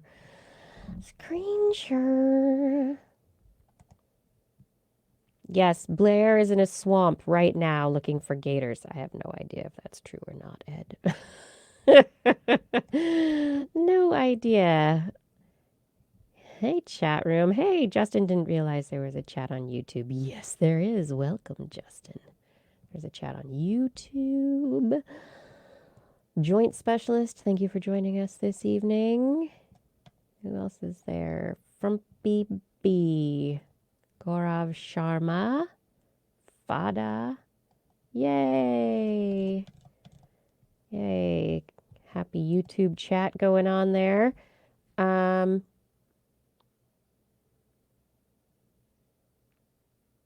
Oh, Okay.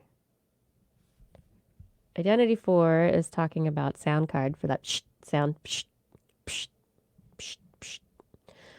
It's very similar to the sound that you use when you're trying to get birds to come out of the bushes to attack a predator. If you're bird watching, you can it's the push sound. Disable the onboard sound chip in BIOS.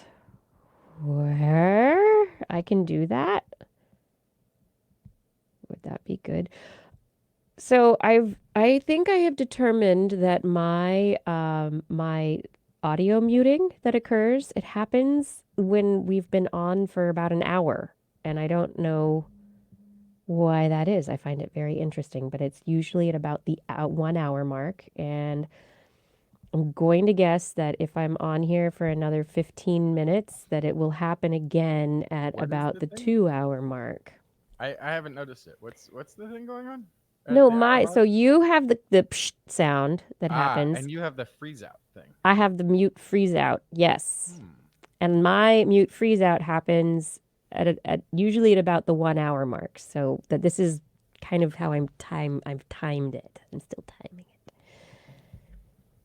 Hot Rod, I don't know if Blair is looking for bourbon on Bourbon Street. I don't think she's much of a bourbon drinker. I think she prefers IPAs.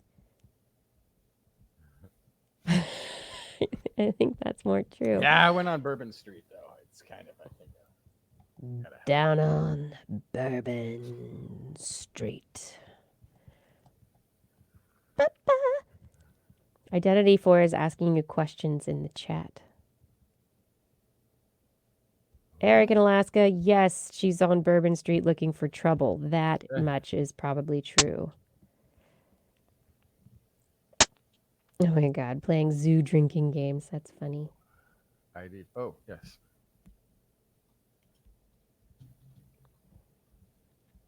Is this a software thing with freeware? No, because we're paying for it now. I have paid for a subscription for StreamYard. So. Oh, wait. Hang on. Oops. I have paid for it, Hot Rod. I said the wrong answer. Wait. I think the clicking sound was on because it was just Justin, and it was pretty much just mostly at the end of the show. Interesting. No USB? No, it's USB. It's my what do you call it? Mixer goes to my computer via USB, not the 1/8 audio. 1/8 audio comes out to my speakers, which then goes to my headphones. Speakers aren't in use. Yeah, from microphone, we've got the 5-pin, whatever it is, or 3-pin plug-in to the mixer board, and the mixer board has a USB out. That is.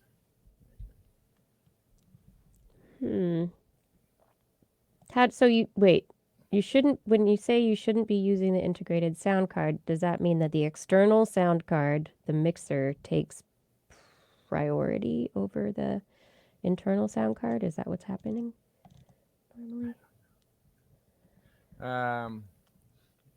But this is only temporary anyway, because the mixing board is not coming with me, as I will be on working hiatus.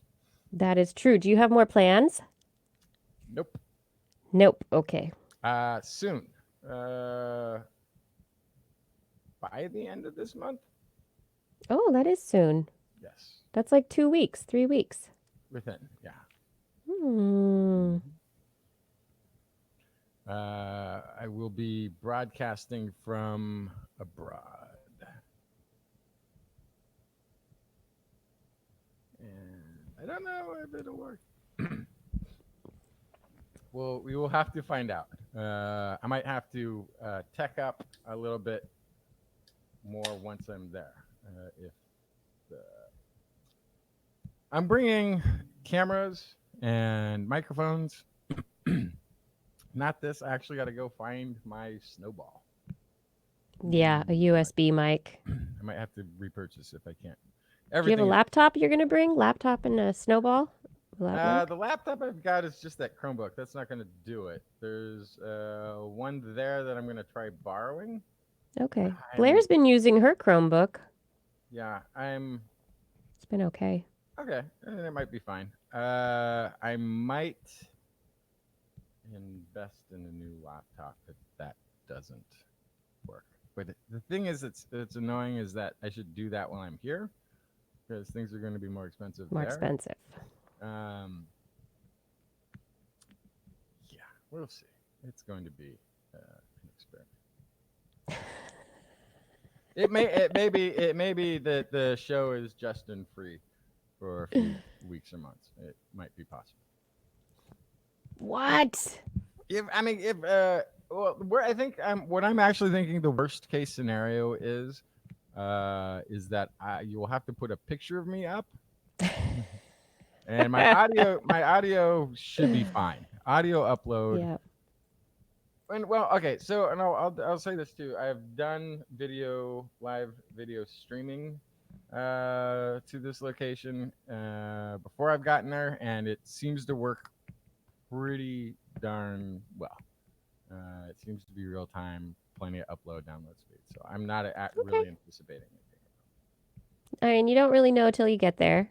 So we'll figure it out. Hopefully we get there and everything will work. I mean, yeah. So ID4 says it only clicks when Justin isn't talking. So that's usually a software glitchity thing where when you're not talking, it attempts to normalize and dampen the open channels. So, but that would... I don't know if that's true, is it? So that's what I would assume. I feel like we encountered this in Skype. Not the clicking thing, but there's it's like you're talking and so your room noise makes a sort of sound, and then to prevent it from, I don't know. But I don't think it's because it's not happening for Blair. It's not happening for me. No, which would mean it would be somewhere a local setting, but it's not in the platform setting anywhere. It's not a setting on the mixer.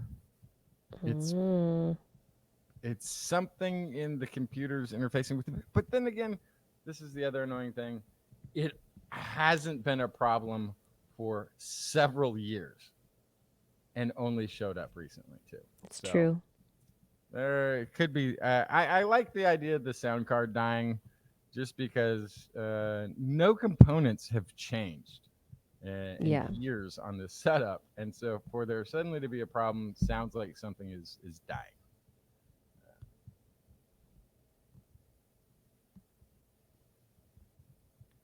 We'll see. Talking about Sims, and you could do tether to your phone. Yeah, I gotta figure out some stuff. I need to figure out if my phone will work. I gotta figure out how to get money to work. I don't know. I don't travel much or well.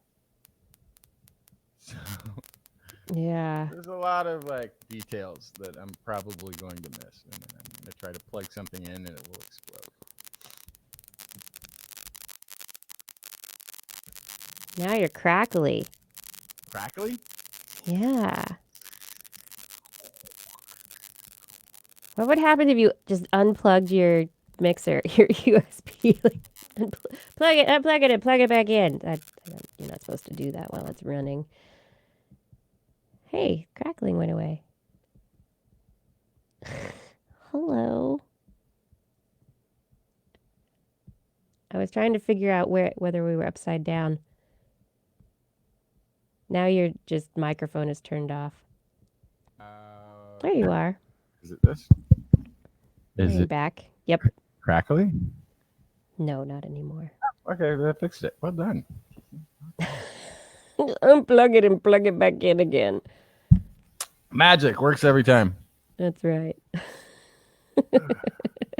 hit it a few times.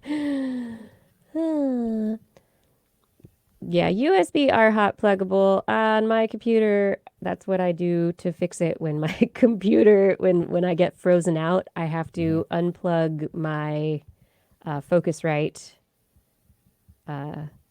external USB sound thingy. Okay. I have to unplug it and plug it back in, and then I can come back into the conversation again. And so I know it has something to do with either the driver, it's the sound thingy, and my computer not talking to each other, not liking each other anymore. But it's fine. Ooh, we're almost to 10 o'clock. I'm going to see if I freeze again. If my 1 hour We have a limit 5-minute is countdown almost to see if we get automatic. Well, I get- okay. Is it if I on get the frozen. is it on the hour, or is it an hour of broadcast?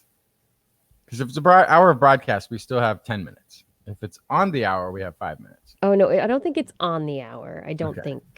think it's on the hour. Maybe 10 minutes. I don't know. Yeah, blow them off like old NES carts. Exactly. Take the USB out, blow it off, plug it back in again. Oh. So we didn't talk about like crazy defeatism for climate change messaging. It's like been all I've been seeing. Crazy last- defeatism? Yeah, there was an article by author Jonathan Franzen, and I have one of his books, and I couldn't get past like 10 pages into it. So, but he's very well known as an opinionologist these days, I guess, and he writes things. And he wrote an article for The New Yorker, and in it, he kind of was like, hey, so I'm not a scientist, but I look at the world and this climate change thing. The scientists are like, we can fix this, save the world. But I think they're wrong. People are bad. Stuff is lame. And I mean, I'm paraphrasing entirely. He was very erudite and well-spoken. However, his basic message, I think, was we might not be able to do anything about climate change. We probably can't. So we should stop trying to give people hope about that. And that we should just stop putting carbon in the air because that's just a good thing to do generally. And so, hey, why not? Let's just do that. And so I found many things wrong. I can totally accept his personal view. That's great. But from like what we know of the science, it's not binary. It's not a...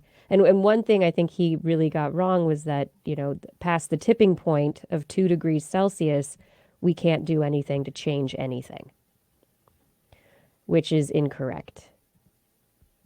I remember I keep wanting to go back to the interview with, I'm blanking on her name, the Antarctica scientist who told us about like her car braking analogy, which is like, it depends how fast we're going when we kind of reach that inflection point.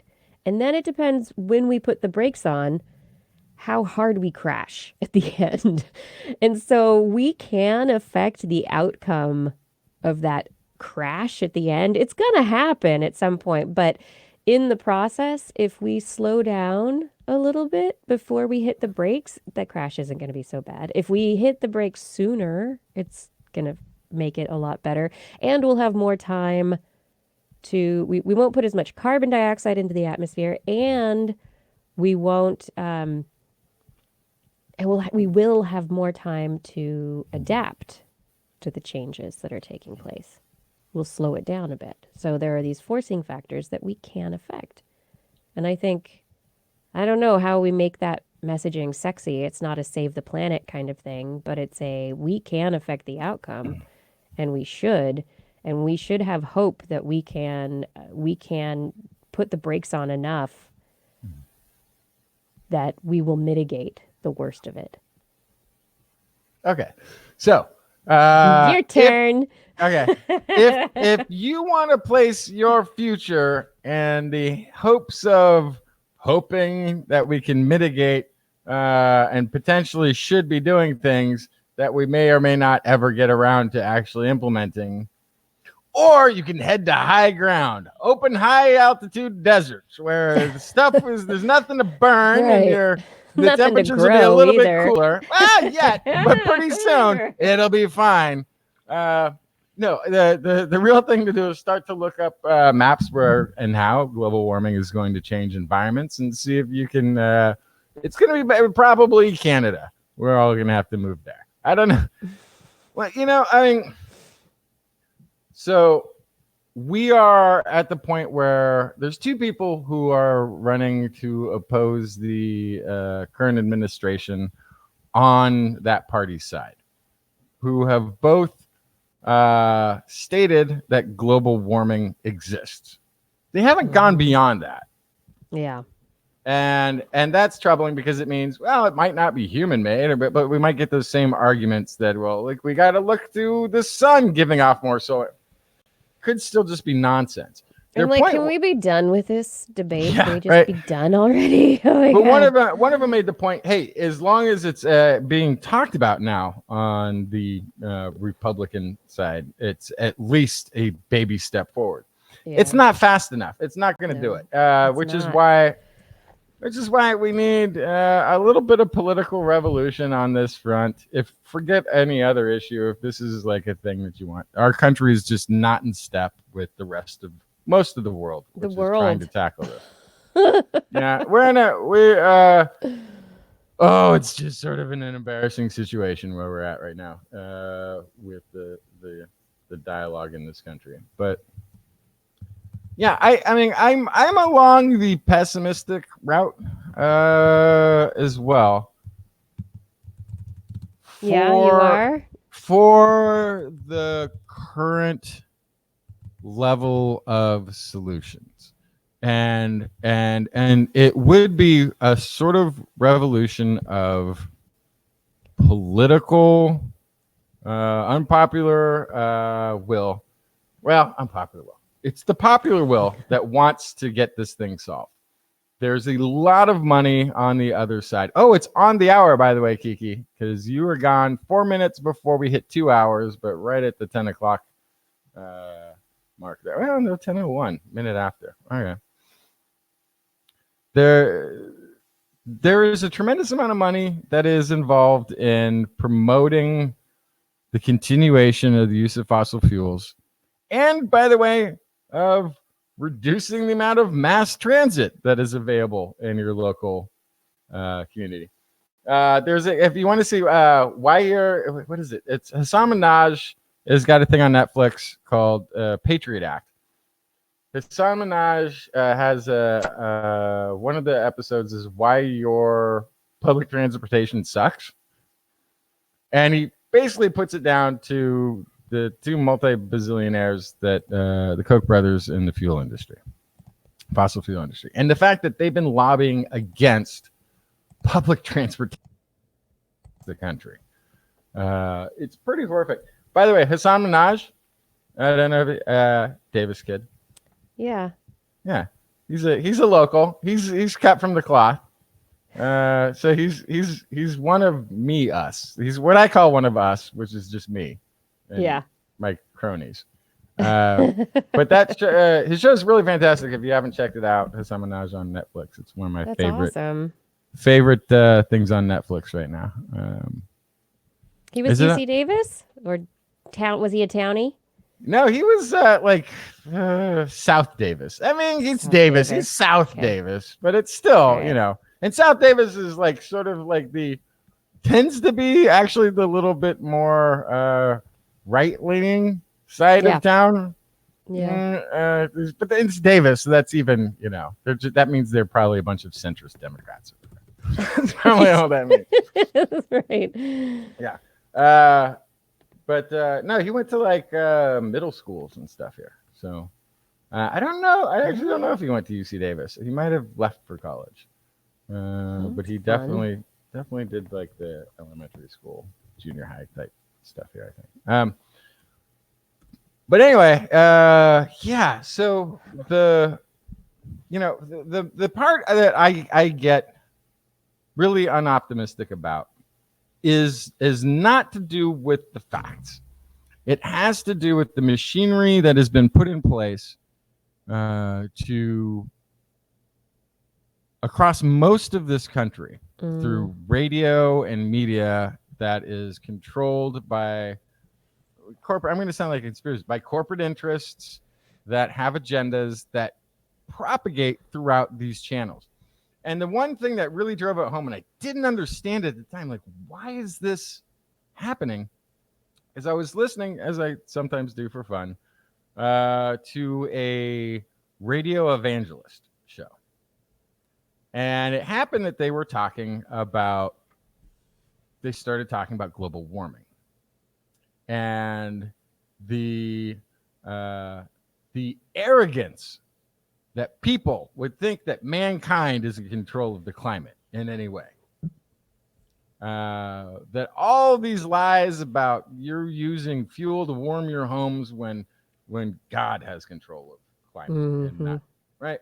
And I'm like, why is there why is there somebody who's speaking of from a book in which there was no combustion fuel engine? Well, there was a little bit of oil on it. There was a little bit of oil in the menorah. Other than that, there wasn't we didn't have the fossil fuel industry. No. Who's defending the fossil fuel industry's destruction of the planet? And the reason is it's because it's part of the same channel that has all of the talk shows, and it's all funded by the same sources. So yeah, there's more to overcome than education. I think we crossed that line a while ago. I think we crossed the line on education a while enough with enough of the population.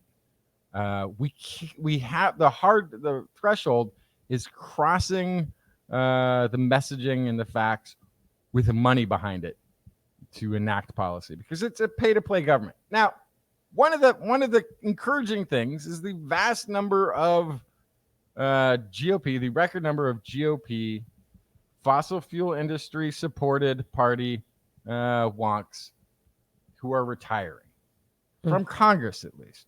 And it's because you can't graft anymore. If you're not the party in control, you can't trade favors to get policies through. So there's really no money in it for them now. So they're just all retiring en masse, because it was never about defending a policy or working together. Congress isn't going to go away, but the Senate's still going to be a block. So we have a gridlock in this country that is not, I don't think, going to allow the government to be a really effective part of this solution. So where do we turn? We got to ask the billionaire rocket launcher boys club to, like, hey, I get that you want to put a Tesla in space and like create your own branded colony on the moon or Mars or whatever, but maybe just redirect that to saving this planet first. Like, do we have to beg can we do that? That's ridiculous. We shouldn't be in that situation if most people aren't are now wanting to get this thing solved. Yeah. Oh my god, I'm not yawning. Oh my goodness. I yawn all over the place. I have tired. So my computer did its hour thing again. Yeah, and it did it on the hour. It did it as if it was like 2 minutes after. It was like pretty Yeah. it was not on the hour of broadcast. Oh, okay. So here's what's curious. Now I got to ask this question. Maybe it still was, because I'm looking at live for two. Okay, so we were, what would it be now? So I got to do math. 6. We were 3 or 4 minutes before. We started a couple minutes after the hour. Right. So it wasn't on the hour of live broadcast, but when did we open up the initial feed before we went live? Is it on the hour of that? It's just so many hours to keep track of, but it might have been. Yeah. Did you? I'll have to start looking at the live countdown clock for next time. I wonder if there's like if you started a local memory buffer I'm topping out on or something. Because I'm wondering if we opened up before going live 5 minutes before showtime, so 7:55. If that's when this launched, if you were well earlier than that, but if then we could still be on that sort of hour cycle from that point.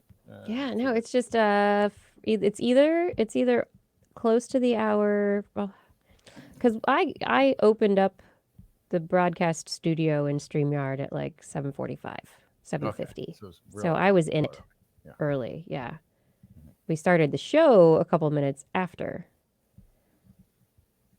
and so it's timed more. I yeah. think it's timed more around So when the 17 show minutes starts. after you initially start. Yeah. Yeah. Oh, yeah, but the live, well, maybe the live ticker is. Yeah, anyway. I don't know. Interesting computery, buffery, Yeah, memory. but I have to. Yeah, glitches. it's always at about the same. It's like the same. It's about an hour. I have By to the way, click. because It's I can interesting. never hear it, am I still doing the clicking thing? Is that still No. interesting? You may have solved the problem. Unplug and plug the thing in. This is why I could never work in IT. All right, first thing you need to do is break down your computer into its individual components, remove all the cords, rebuild everything, and then it should work for a few days. Mm-hmm. That's right. For a couple days, and then it'll break down again for some other unknown reason. Take it all apart, put it back together again. Maybe wipe the memory and, reload the operating system from scratch because, why not? It'll work for a day or two. Did I? I think I already told the story. Did I tell you about getting shocked at Costco? No. What? This is the Why'd you craziest get thing. shocked at Costco? So I'm pushing the big You're like, cart. oh, that's expensive. Shocking. I'm pushing No. the big cart. Like they have oversight. I'm pushing it through, and I hadn't gone very far before when it discharged at me. It sparked me. I'm like, like it hurt, like my hand, like oh, whew, weird. Like there was, I don't know, the cart Static was outside. buildup? Yeah, static electricity. So I'm pushing around. Bap! It got me again. I'm like, wow, that's really weird. So I'm like, I go to one of the, because these things are all on these. It's a warehouse store, so everything's on these big giant metal racks, right? So I'm banging this cart into the rack. Like, think I'm just gonna discharge it. This thing, I don't know how it got a charge built up into Oh my the God. banging it, going down, smack. It got me again. And then I'm like, okay, I don't know why. And I just decided I'm gonna get my shopping done as quick as possible. I got shocked like a half a dozen more times. Like, oh my God, and it's really hurting. And You're like, what is going on? And my daughter's like, what's going on? I'm like, I'm telling her, like, I keep getting shocked by the car. She's like, let me push it. I'm like, no. It's actually it's a pretty big charge. And I look down at the wheels, and there is hair in all four wheels, like wound up tight into it. Oh, And God. so that was it. I was doing like that rubbing the rod on the cat hair experiment, like over and over again. Like, about every aisle, it would like zap me again. And I'm like, it's because who gets zapped by a shopping cart? Who's getting electrocuted by shopping carts going around? Like, this never happens. And as soon as I saw the wheels, I was like, oh, that's hilarious. Oh my That's God. hilarious. I created this thing is a little. And now you know that if you generator. want to prank people, you could load up hair on the bottoms know. of shopping carts and And what's real ridiculous is like I didn't do anything about it. I just continued to get just shocked. keep shopping. Well, because what? I gotta. Okay. What am I gonna do? I got all this stuff loaded up. I was at the And you're at cart Costco. somewhere. It's usually like a huge load of stuff, so you're not gonna like Huge load of transfer stuff, it people to everywhere. another cart. I'd have to Yeah. work my way, get another cart, and then what am I? And I went down. I was gonna pull out the hair, and I'm like, oh no, I'm not wearing gloves. It's not like I got my hair caught in it. Anyway, It's probably my hair. it was pretty fun. I was shedding at Costco the other day, and I think I got it in all the wheels of the shopping carts.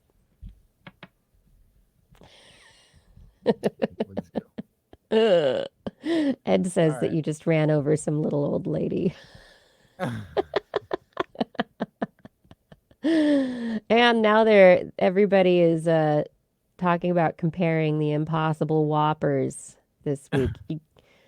So they're fine. I had one. I had a bite of one. Marshall had one. We were traveling a couple of weeks ago and stopped. You know, it's a road trip. You stop at fast food, and he ordered his Impossible style.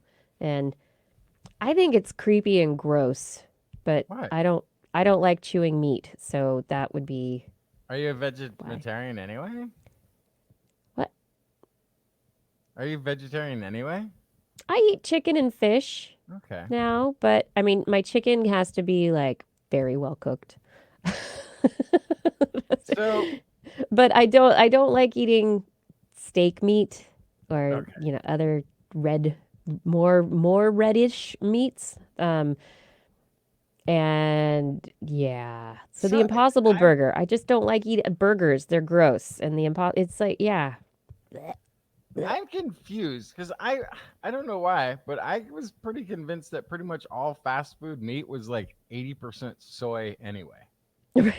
Right? I It's don't not know. real to begin with. Yeah, I thought it was mostly soy product mixed in with a little bit of meat. I didn't had no idea that they were still using meat in fast food anyway. So to me, I thought I was eating Impossible Burgers for years. I had no idea.